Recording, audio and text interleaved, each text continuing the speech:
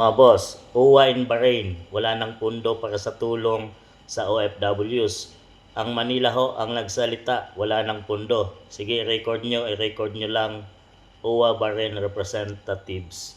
Heto, panoorin natin yung video mga boss.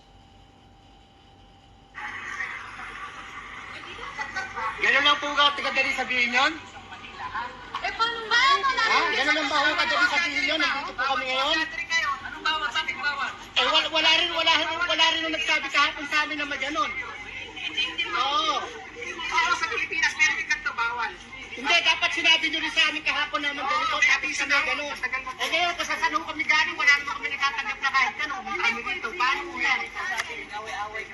Dapat may abiso sa ano. Pero wala na ho, tapos na po ha. Hindi na kayo ma-entertain. Sir, bakit Tapos na po ang yuta. Magsumbong na kayo sa magsumbong sa mga gusto nyo pagsumbungan. O, di magsumbong Ang Manila ho ang nagsasabi, walang Sige, pondo. walang problema. Sa Manila. Walang pondo ha. Wala na pondo. Sige, i-record nyo. Salita na. Kahit magsumbong na kayo sa Pilipinas. Magsumbong kayo. Sige, dali ha. Nako, ano ba yan mga boss? Diyos ko, nag-uumpisa pa lang yung kaguluhan doon sa Middle East. Wala nang pondo yung OWA ng Bahrain mga boss. So kahit ito yung representative ng OWA mga boss, ay galit na sa mga OFW na pumunta doon at dumulog at humingi ng tulong. Hindi nila ma-entertain ang mga OFW yung walang sinasabing hindi naka-booking mga boss. So talagang galit na galit yung mga kapwa natin OFW.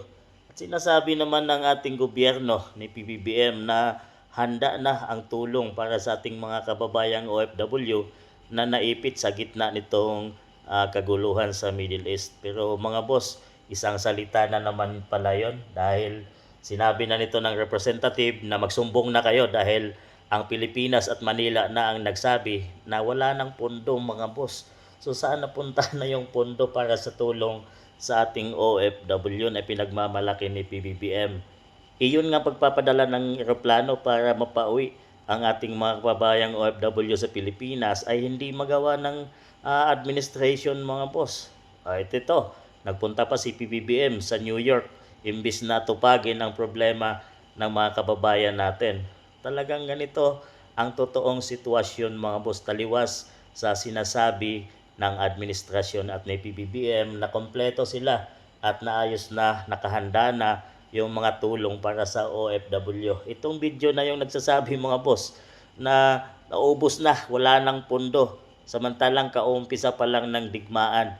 Paano pa kaya kung tumagal ito mga boss? So ano nang mangyayari sa mga kababayan nating OFW? Galit na yung personnel ng OWA sa Bahrain mga boss. At talagang itinataboy na yung mga kababayan nating OFW dahil wala silang maibigay na sinasabing wala namang pundong ipinapadala na galing sa Pilipinas dito sa embahada mga boss. Ano nang mangyayari? Kawawa ang ating mga kababayang OFW mga boss na hindi inuuna ng administration. Bagkos ang inuuna nila ngayon ay ang investigasyon at pagpapatalsik sa impeachment, pag-impeach kay VP Inday Sara. So yun ang inaatupag ng mga kongreso, ang mga senador. Yun ang inatupag nila mga boss. Ngayon, ang administration naman ni PBBM ay nandun sa New York. Sila nakatutok. Noong March 5 nga ay may kainan pa sila doon sa Malacanang. So ganon. Pero alala si PBBM sa kung anong mangyayari sa mga padala ng mga OFW dahil nagkaroon nga nagdigmaan dito ay maapektuhan yung ekonomiya ng ating bansa. So yun ang inaalala ni PBBM kaysa iligtas ang mga kababayan nating OFW. Kawawang OFW mga boss dito sa administration. So kayo nang humusga. Wala na raw pundo mga boss.